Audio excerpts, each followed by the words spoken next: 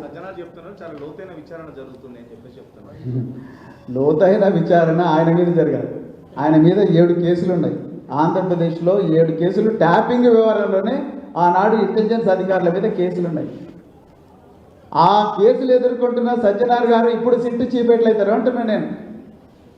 అది పాయింట్. ఏ నైతిక హక్కుతో ఇవాళ 9 పోలీస్ స్టేషన్లో కేసులున్న సజ్జనార్ గారు సిట్ చీఫ్గా ఎట్లా నియమిస్తారు డీజీపీ గారు? ఈనాటి డీజీపీ, ఆనాడు చీఫ్ ఆఫ్ ఇంటెలిజెన్స్, ఆనాడు డిఐజీ, ఎస్ఐబి, ఈరోజు కమిషనర్ ఆఫ్ పోలీసు. వీళ్ళు ఏ విధంగా ట్యాపింగ్ కేసు ఇన్వెస్టిగేట్ చేస్తారు? అసలు ట్యాపింగ్కు పొలిటీషియన్కి సంబంధం లేదని మళ్ళీ చెప్తున్నాను నేను. 350 మంది విట్నెస్లను విచారించిన తర్వాత కూడా దీంట్లో పొలిటీషియన్స్ ఎవరు లేరు, పొలిటీషియన్స్కు యాక్సెస్ ఉండదండి. పోలీస్ డిపార్ట్మెంట్లో ఉండే చాలామంది సీనియర్ ఆఫీసర్లనే ఇంటెలిజెన్స్ గేట్ కూడా దాటినవారు. సగం మందికి ఎస్ఐబి ఆఫీస్ ఎక్కడ ఉంటో తెలియదు, ఇంటెలిజెన్స్లో ఎన్ని ఫ్లోర్లు ఉంటాయో తెలియదు, ఇంటెలిజెన్స్ చీఫ్ ఎక్కడ కూర్చుంటాడో తెలియదు, కౌంటర్ ఇంటెలిజెన్స్ ఎక్కడ కూర్చుంటారో తెలియదు. మేము పోలేదండి.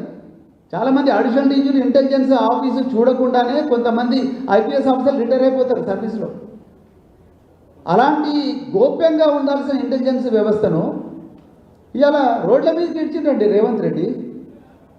ఏంటి అసలు? ప్రజలంటే నీకు ఏమన్నా బాధ్యత ఉన్నదా? ప్రజల భద్రత అంటే బాధ్యత ఉన్నదా?